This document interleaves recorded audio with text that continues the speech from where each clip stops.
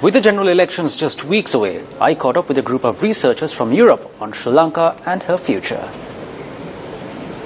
Hello, I'm joined by R. Roberts, Eileen Parla and Sandrine Steiner, who are from Global's Vision, who are here in the country to produce a report on the country's socio-economy. You all have met several business leaders as well as political leaders.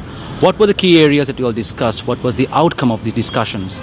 Look, we've discussed an array of things. Of course, we've looked at Sri Lanka starting from the beginning of the year, that there's been a new leaf of progress, as well as how Sri Lanka is performing economically within South Asia, of course having a very robust economy.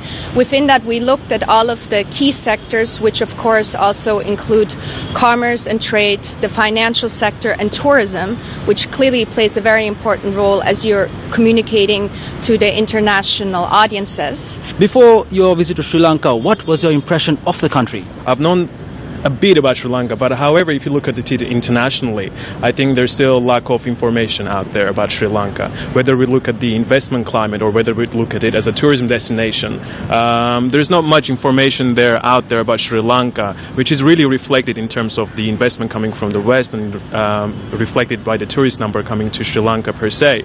So definitely the country needs to communicate further. What have you gathered during a brief stay in the country? Well, I didn't really know what to expect at first, and I came here and I was very pleasantly surprised. I feel like it's a very nice and safe place. What do you believe that Sri Lanka holds for the future? I feel like there's a lot of potential in this country, and I feel like the more we learn and the more the international crowd gets to know about it, it's just going to grow into a much stronger country.